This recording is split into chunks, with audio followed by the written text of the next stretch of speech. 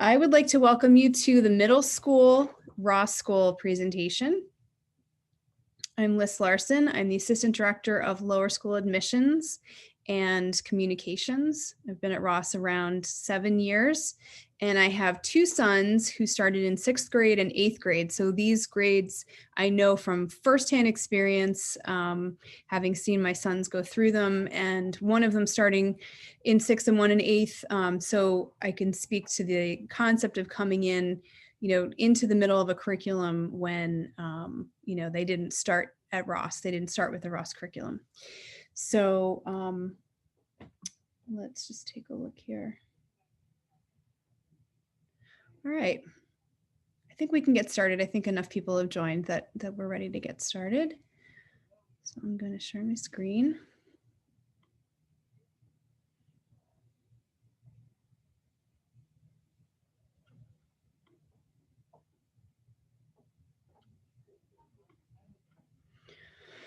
All right.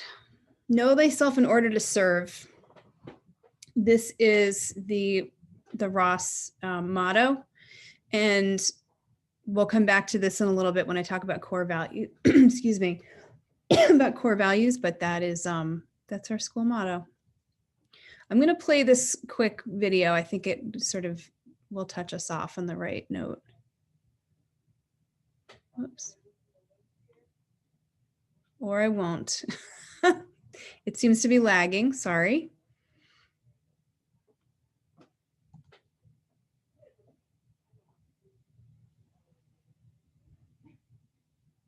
And now I have a spinning ball.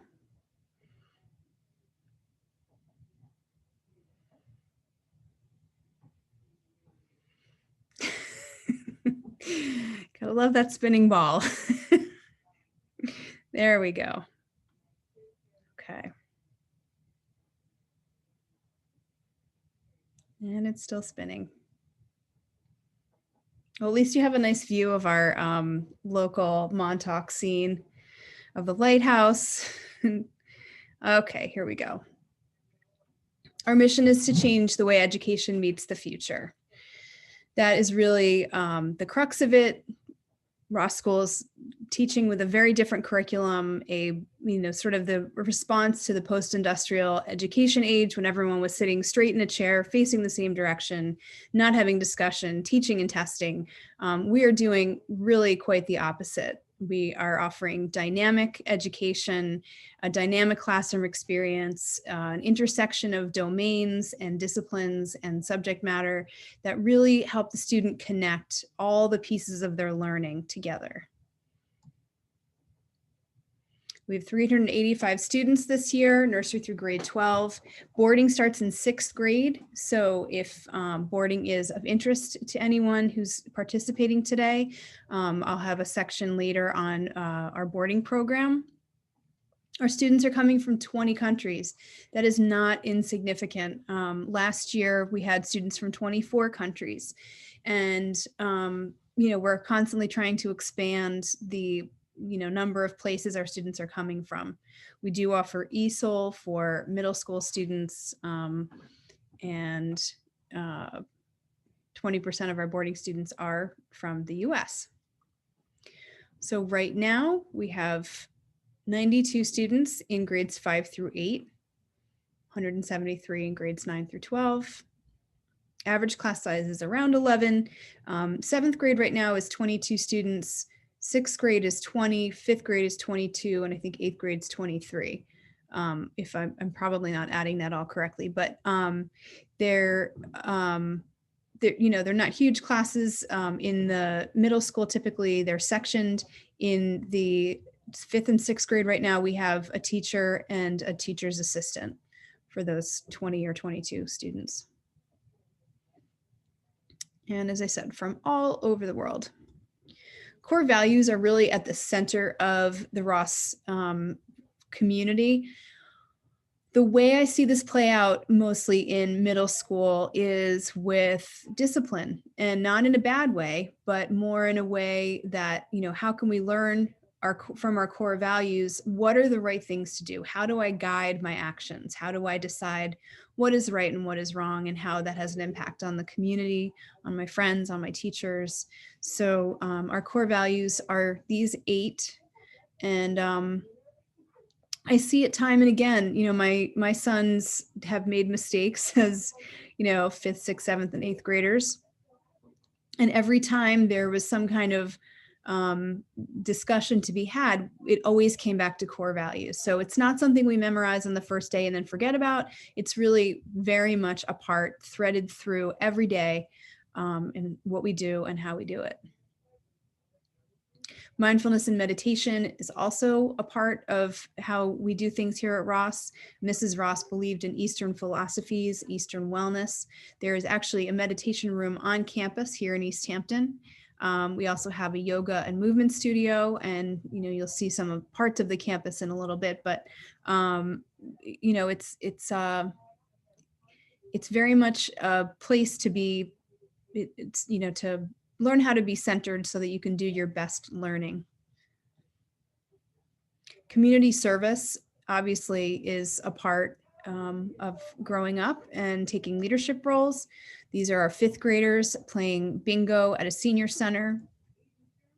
The 6th grade teacher sent me this picture. She said, we were learning about core values and how to create a foundation for your values.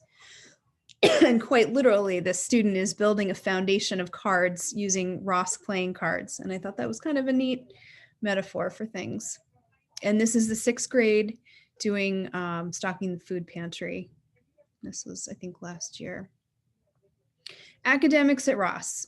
As I said, the curriculum is like no other. All the domains are interrelated and integrated. As I go grade by grade, I'll give you some very concrete examples of that, but everything is based on the spiral of cultural history. Everything's done in chronological order, starting with around 2nd grade, the beginning of time, up until 11th grade, which goes up to modern day. 12th grade is a recapitulation of all of time in the context of the evolution of consciousness. My sons the other night had a great debate about how much they liked or disliked the senior year curriculum, which I thought was an interesting debate. One said that he really didn't connect with it, that he liked all of the history and all of the curricular units that led up to that, and that he really didn't love senior year with this evolution of consciousness thing. And my other son said, no, I really like thinking about it. I really like digging into it and kind of going back and seeing how everything relates. And so it was kind of an interesting, I thought, oh, good, they've learned something, right? That the fact that they are able to debate about this tells me that they have learned something.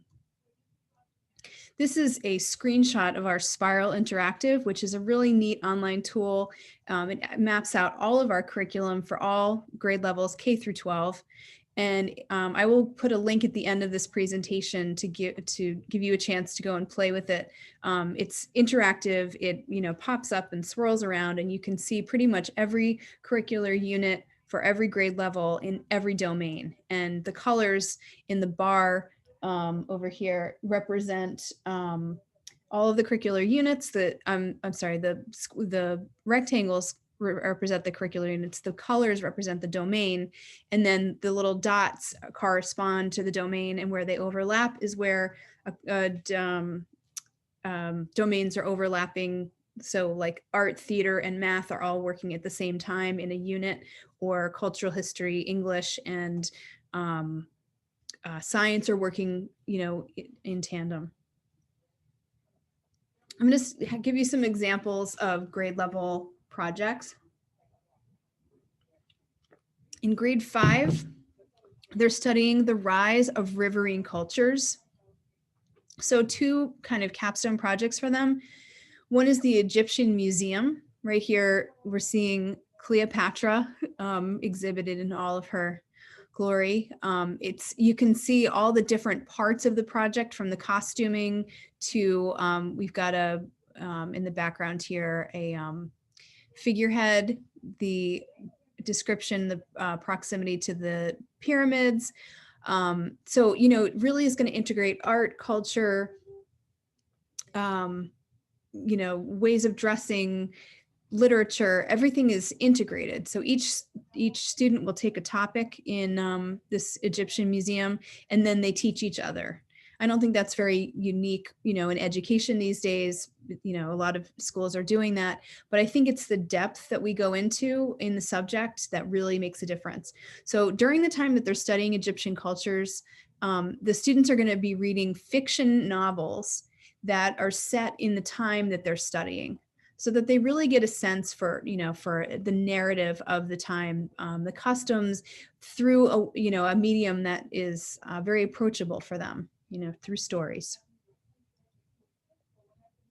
This is a project, they study the Hindu deities, and then they do a spiritual, like a dance that I can't describe. It's so beautiful. They use bright costuming, and they learn, what all of the postures mean in the Hindu religion and in the dance, and then they perform that for the community. In 6th grade, they're looking at prophecy. So it's not just looking at, leaders of certain times and how they emerged and monopolized systems, and it's about personal identity. What does it take to be a leader? If a prophet is seen as a leader, what made them that? What are the qualities of that personality, and what do they believe?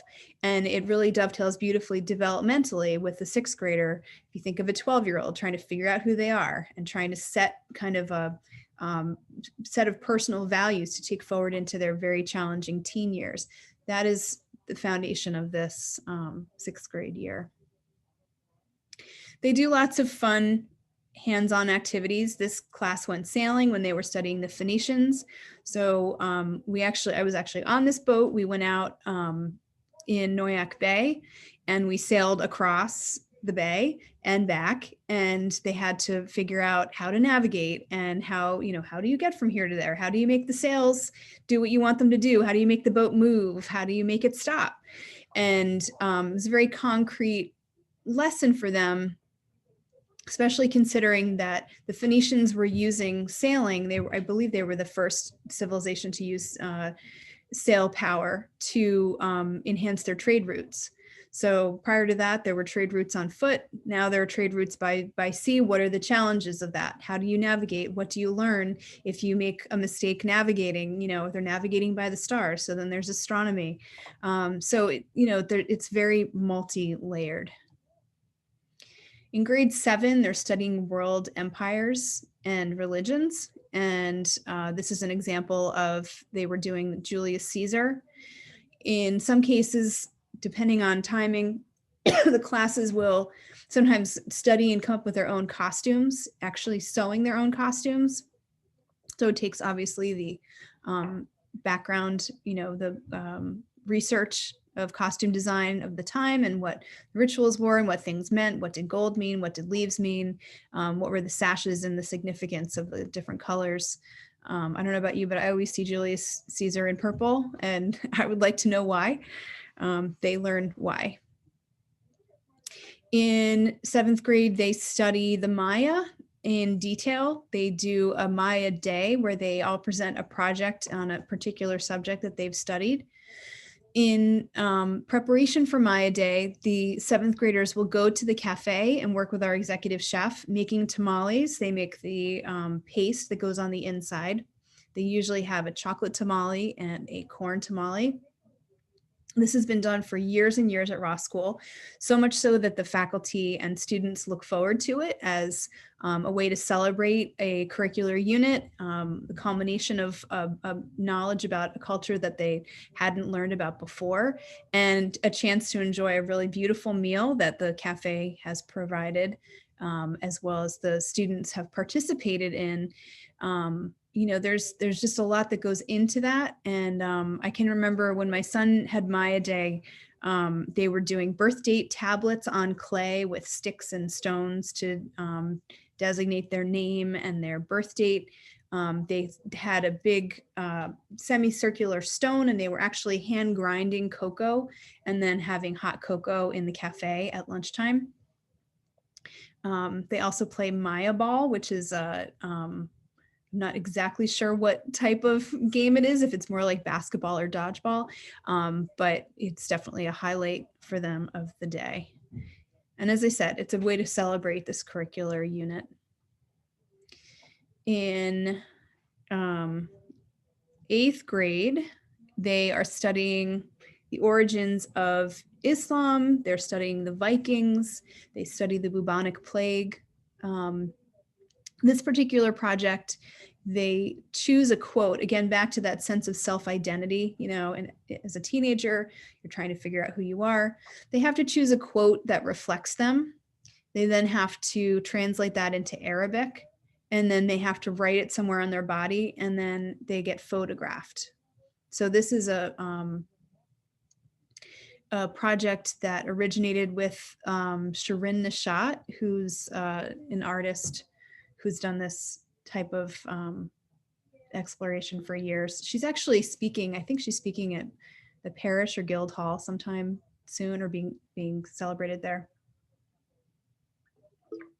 I just saw her name come up. So in 8th grade, this is part of the Islamic banquet. So on the day of the Islamic banquet, this is another culminating event from the curriculum. They will have learned about the prophets of the time. They have to have a debate playing the role of that prophet. So they actually have to get into costume. They have to know what their arguments are, know what their political position is, and then they have a live debate, and the community is invited to come and watch this. They also, on the day of the Islamic banquet, they play games. So there would be chess and I think checkers games. They do a whirling dervish exercise. We have a teacher who was very into dance and historical dance, and she came in for a special lesson on the whirling dervishes, how they moved, what the purpose was of their movement, how it connected spiritually. And then they actually do an actual Islamic prayer. So they actually do the practice with Mr. Tompkins, their teachers. He's been doing this for years, and he says it's his favorite part is actually practicing this ritual that is unfamiliar to many of us, but now helps us understand. Toward the end of the school year, the 8th graders do a guild project where they have to create a work of art. It's either a gargoyle, it's gold leaf, mosaic, or stained glass. So we have specialists come in and teach them sort of the nuances of each of those crafts, and then they break up into groups and they have to go and do those projects. The thing I forgot to mention about the Islamic banquet is the word banquet. The most important part of it is our Persian themed meal. The students make desserts. I think it's made from dates and something. They leave out the nuts because we're a nut-free campus, but the food is again a centerpiece and a chance for the entire community to celebrate alongside the students. They also, in 8th grade, learn about the bubonic plague. So it makes for a very interesting year in science. And then in health, they will integrate not only the molecular and sort of microbiology of the bubonic plague. They talk about remedies and cures. They talk about vaccines. They talk about penicillin. So it folds into a whole sort of health and well-being, but then it also dovetails nicely with what you would expect in 8th grade health units that, cover, sexual well-being, changes in the body, keeping yourself healthy, the effect of drugs and alcohol. So it all kind of folds in. We offer learning support at Ross School. If your child has an IEP, we can certainly look at that and work with our student support coordinator to arrange to have learning support provided. We offer ESOL, English for Speakers of Other Languages, in the 7th, 8th, and high school grades. And there's time for learning support. They've built into the day a study block at the end of the day, study skills for 5th and 6th grade, because, it's one thing to get the knowledge and have the information. It's another thing to know how to study and how, to structure your time and manage that. In 5th and 6th grade, students actually in all middle school grades, students have specialist classes. They would choose Mandarin or Spanish. They're all going to take visual art, theater arts, wellness, science, library. There are separate labs for science. The theater, as I mentioned before, like for instance, Julius Caesar is built in, to the curriculum, and that would be an integrated project. And in music, they choose, here's some great examples of, I love this photo. In grade 3, students choose an instrument to play. Until then, their music education is generalized. Once they hit 7th and 8th grade, they choose either band or chorus, but prior to that, they would do both. So this is a photo from one of our concerts. The students also will have pull-out lessons for whatever instrument they choose, if that's what they choose. They would have pull-out lessons in small groups, so all of the wind instruments or all of the string instruments would go into a small group with one teacher, and we have a specialist come in and teach that during the school day. Athletics. In 7th and 8th grade, students are exposed to most athletics that are available across the entire school. The most popular ones are basketball and volleyball, cross country. Sailing, it depends year to year how popular that is. Surfing is always very popular. Tennis, we have the Russ Tennis Center down the road. So tennis is always an option actually at any age as an after school. They can start on the tennis team, I believe, in 7th grade. Cheerleading, wrestling, which we do in conjunction with other schools in the area, and track and field.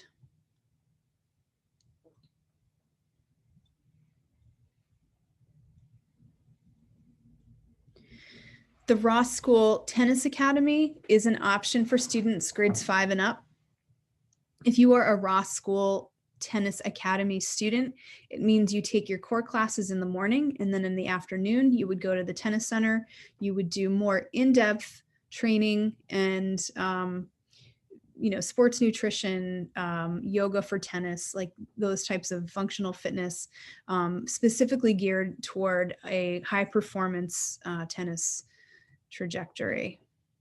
So it's, it's for a student who's really planning, to play tennis in college or play tennis professionally. They do a lot of tournaments on the weekends.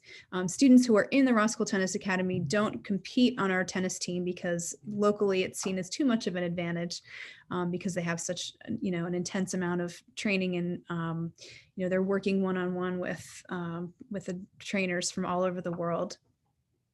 But it is an option. And we're on this beautiful campus in East Hampton.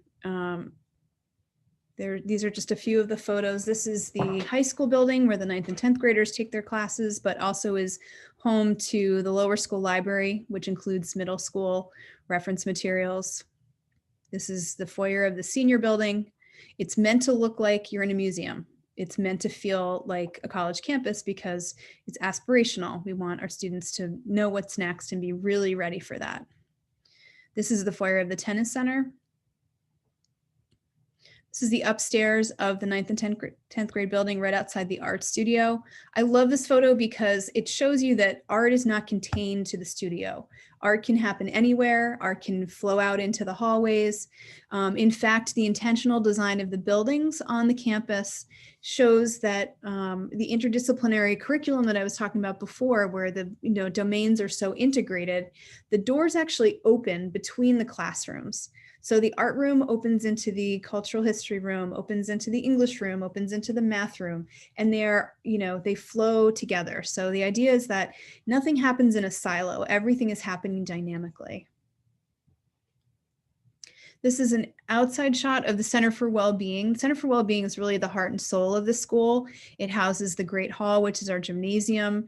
It also houses the cafe, which I'll show you a picture of in a minute, and Gandhi Hall, which is a yoga and movement studio, a meditation room, our fitness center, and the nurse's office.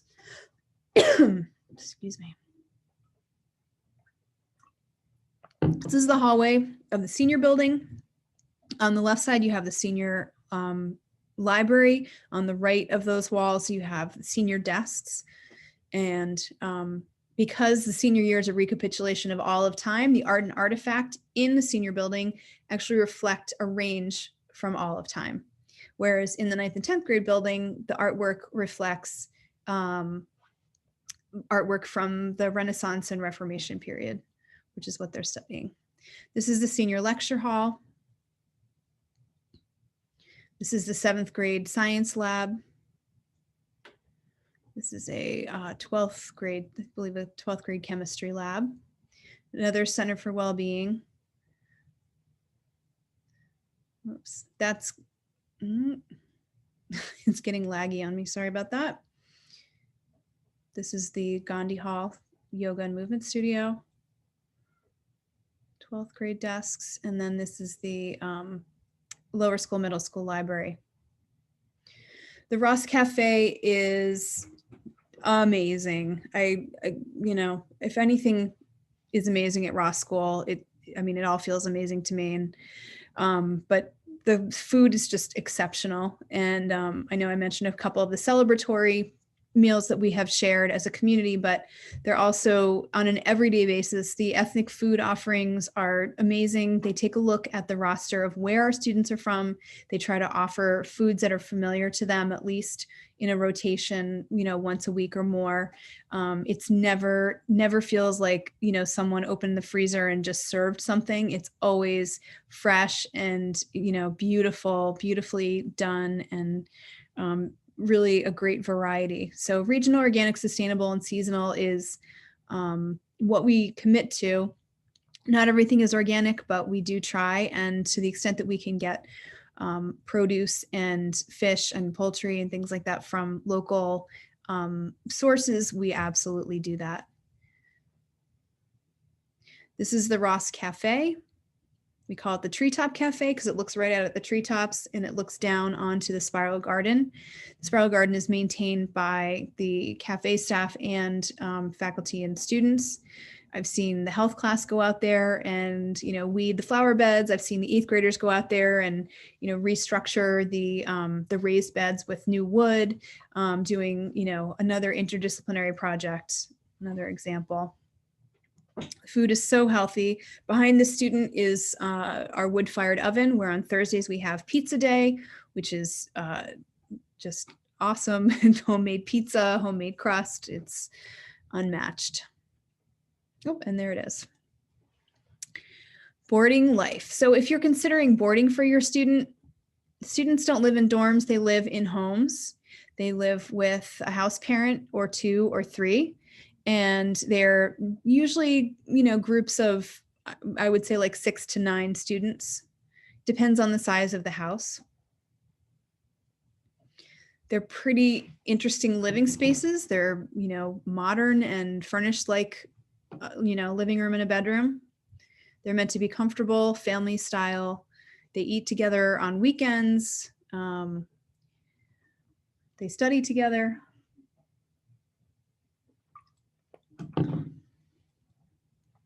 An example of weekend activities for our boarding students would be going into the city.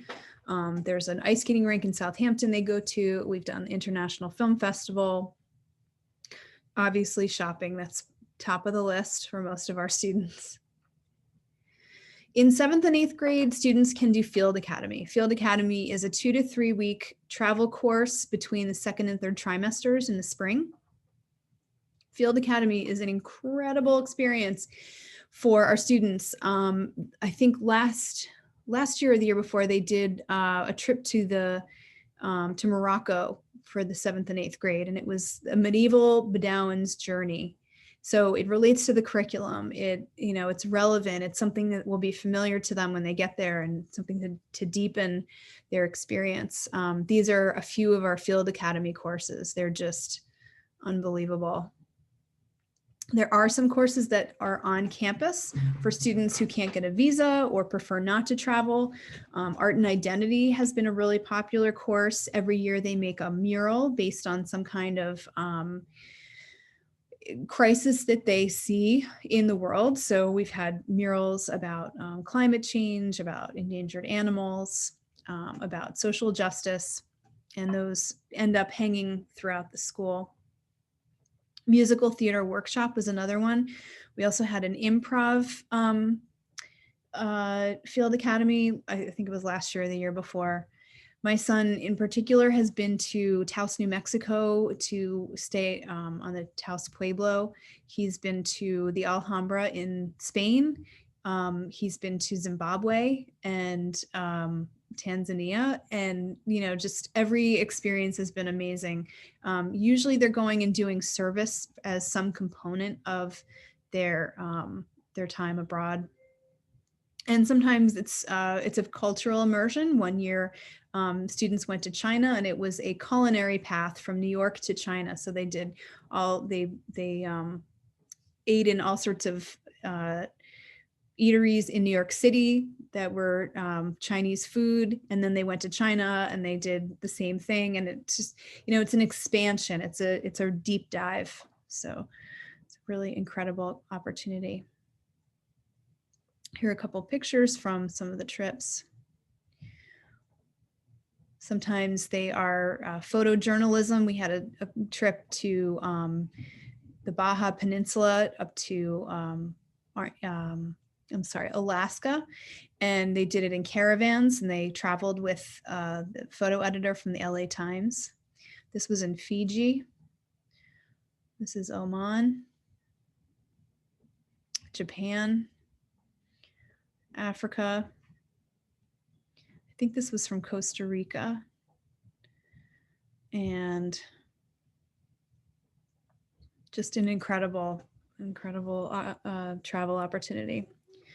So if your student is in 5th or 6th grade and they're looking ahead, obviously, as I said, Field Academy is a big thing. Senior project is something to look forward to senior year. It's a capstone project that investigates a student's passion and really dives deep into it. They have to sort of choose something and then prove it out in an interdisciplinary way. So from my own experience, my one son is a very enthusiastic first responder.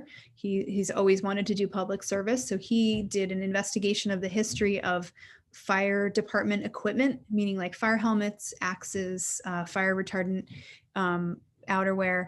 And he reconstructed not reconstructed because he did it from scratch. He created a template for a fire helmet.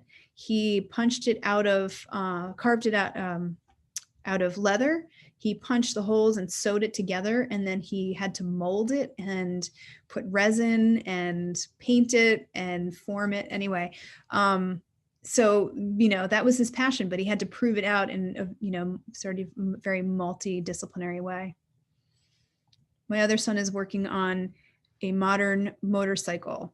So he's taking an old motorcycle, deconstructing it, and then putting it back together. But students range from putting together kits for the homeless. We've had cultural explorations of, different apparel from a certain culture. We've had students invent a non-toxic nail polish. I mean, it's wide ranging. Just a little glimpse of our college acceptances. We have had a number of Ivy League acceptances and international schools. The college process I think has been wonderful for me. I'm going through it a second time with my second son, and it starts in 9th grade, And it starts with, what is your story? What are you really interested in? And so if you're a parent of a middle schooler and you're like, why is my child, why is he obsessed with motorbikes or whatever? That's the beginning of a story. And, or it could be, why is my child obsessed with the Bolshevik Revolution? I mean, choose your topic, but, the beginnings of a student's story really start at age 13, I would say, from one parent to another. So pay attention to that, and do what you can to nurture that, because that becomes part of the story they tell in their college essay and in their college application, and it informs what activities they do. And we're seeing more and more for the college process that it's not about like when I was in school, you wanted to do 10 activities and you wanted to be the captain of one sport, and you had to spread yourself thin in order to prove that you were well-rounded. Well, that's no longer the case. Now what they're looking for is, did you have a job? Did you volunteer? Did you take care of either an elderly relative or a younger sibling? Like, those are the important things to them. And obviously, what are you passionate about? What do you care about? How are your academics? But the story, sort of the story outside of the report card is, is really important. So you all seem to be at the age where your kids are at the age where they're heading into that. So I encourage you to nurture those passions. And this is what we're aiming for, right? This is what we want. Happy kid on graduation day. This quote from a former student, I think, says a lot about how our curriculum works and why we think it's important to do it this way.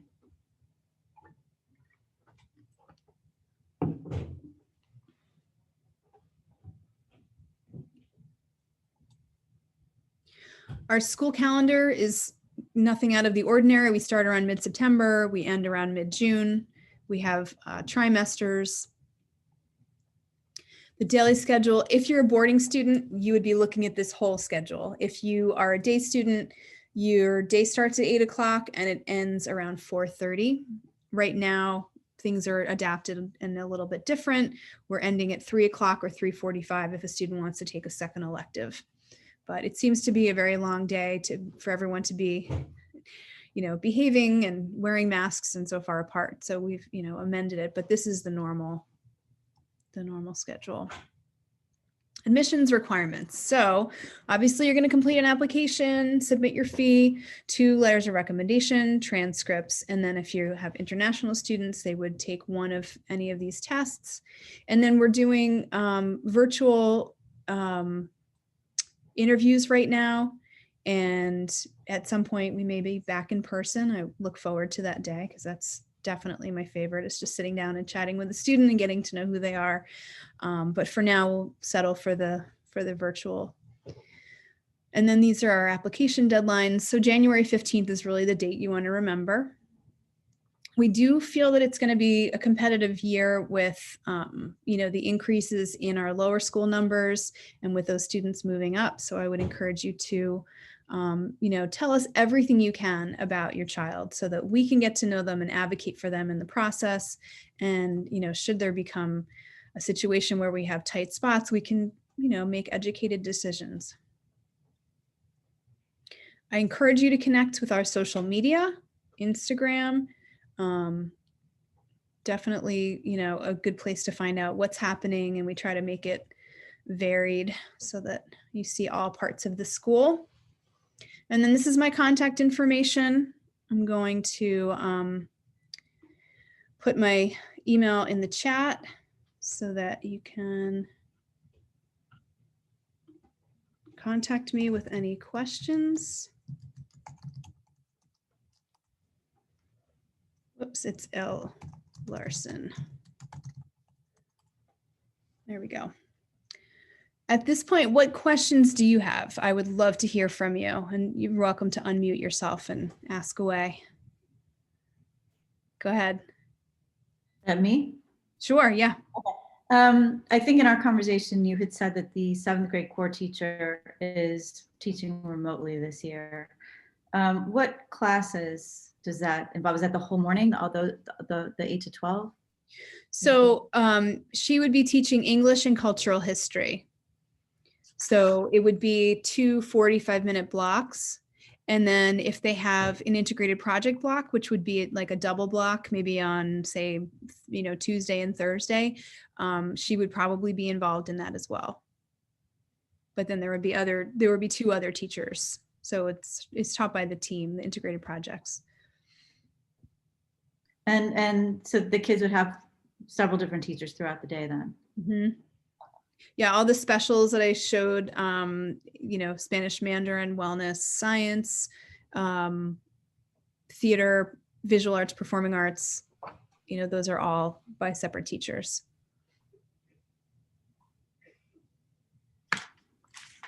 I have another question. Yeah. When does more American history and Native American history come in? Is it just literally chronologically as through? It's a good question. I just was in touch with the 4th grade teacher because I did a presentation earlier this morning on nursery through 4th grade, and she sent me information about their unit on the Native Americans. And so, it's not, we follow the timeline of cultural history, but as things relate, we jump out. So like in 8th grade, they do a whole unit on 9/11 and, on, what is terrorism? What is the Taliban? They, so that they really understand that, because, most of those kids weren't even alive then, right? So to really understand that, they jump out of the cultural history, time period, and they jump into a current topic, and then they jump back. But everything's related. They make it all, it's always relevant, the way that they jump in and out. And I think it was 3rd grade, they just did a study of the states, so even though they're studying early humans, they jumped out of that and, did a unit on studying, the 50 states. Does that answer your question? Yeah. Hi, I have a quick question. I'm just wondering if the students are going to have any chance to visit the campus this year. I know it's a little tricky with everything going on, but just wondering if you guys have any plans for that, or if that would be a possibility. So we are doing tours at 3:45 in the afternoon at both campuses. It's by appointment, so it's something you'd want to, arrange with us ahead of time. And we're doing them in either individual or very small groups, so like maybe 2 families. So far, I've only had 2 families who knew each other, so they were comfortable with that. But it's only outdoors, and it's only at 3:45. So it's not what we want, but that's for now, that's about what we can do. Yep, thank you. Sure. Yeah, go ahead. Yeah, it's Kathy Latore Wiener. I just wanted to ask what the role of technology is starting from the low, like my daughter would be going into 5th grade. What do you guys do with technology? Mm-hmm. So every student, I believe from 3rd grade up, has a laptop, and they use them in school. In 5th grade, they're allowed to have a laptop that's assigned and dedicated just to them, versus like, oh, pick one up from the pile and we're going to use this today. They have their own laptop, but they don't take them home. In 6th grade, they earn the right to take them home, and from then on, they take them home. So do they learn coding? Like, I mean, I'm talking like curriculum wise, not right. So. Yep. So it is, coding is not necessarily part of the curriculum, but I know that it is an elective in the high school, and they have over 100 electives in the high school. So there may be light coding, there may be, media and technology is one of the domains. It's, it's one of the things that we think is important. Mrs. Ross was a filmmaker and, believed in media as an important part of the full educational picture. So while I don't know an exact example, I know that we are not leaving our kids short when it comes to technology. Thank you. Sure. I see a question about the STEAM Innovation Lab program. That's a high school program. It's a certificate. And what it means is that if your student is really into STEAM and they think they want to study in college, or, you know, do a major that is very STEAM specific, they would take all of the electives recommended in the STEAM certificate range, and they would be awarded the STEAM certificate at graduation. 2 questions. Hi, Liz, nice to see you again. Yeah. One was a language question. Is there an opportunity in the middle and the high school to do languages other than Spanish and Mandarin? And then the second question was, I thought I heard you say that 5th and 6th grade now there's 22 students and there's a teacher, 1 teacher and 1 assistant teacher. Is that something that's going to continue, and how are they, you know, what are the curriculum, how is that shifting or adapting because those grades are together? Right. Good question. I'll tackle the first one first. Okay. For language, the alternate language opportunities happen in the high school. So it's in 7th and 8th grade. I just don't feel like there's room in the daily schedule in the weekly schedule for another language, but they do have that opportunity in high school. In terms of the way 5th and 6th grade are being taught this year, we're not really sure what it's going to look like next year. You know, we had to go into a much bigger space to teach them because of the distancing requirements. And it's hard for one teacher to manage a classroom of that size. It's not necessarily the number of students, but also we like to have a smaller student teacher ratio. So having, 22 students didn't seem like, a reasonable size to us. So we have the teacher and the assistant. Other models we've used in the past is having 2 sections and having 2 separate teachers. In the 7th and 8th grade, they have 1 English and history teacher who manages 2 sections and teaches in 2 sections. So there are several different ways to do it. We certainly will be looking at the numbers and looking at the spaces and whatever the requirements are for next year and adapting accordingly. Something we're really good at Ross School is, adapting and evolving and, kind of being flexible with things. I don't think I said this in this presentation, but I definitely said it earlier is, we're trying to create 21st century problem solvers. So we're trying to model for them, be informed and then know what to do with the information you have, know how to be flexible, know how to tackle a problem, know how to see it from multiple different contexts and figure out what the best solution is. So I feel like we're showing that in these unique days in the last several months for sure, have definitely been modeling that for them and trying different things and seeing what works. And this week, Spirit Week is working. Everyone seemed a little down. They're being so well behaved and, staying in their pods, but it just didn't feel like the same vibe on campus. And this week, the 11th grade building got decorated over the weekend and everyone saw that. And then they took the ball and ran with it. And now we have zombies in the woods and all sorts of cool, ghoulish things happening. But it's, recognized by the community that things need to get done or need to change and evolve. That's kind of how we're operating. Great, thank you. Sure. Anyone else with questions?